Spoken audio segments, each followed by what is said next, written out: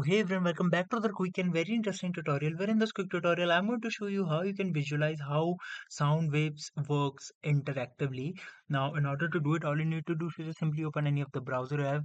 Let's just open for example Google Chrome browser. You can do the same step from your smartphones as well. Now here you have to search for pudding dot cool slash 2018 slash 02 slash waveforms.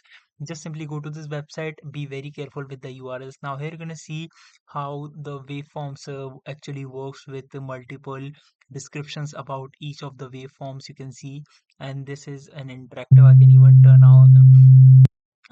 turn on the sounds effects for the sound waves as well, that will work in real time. Here you can see.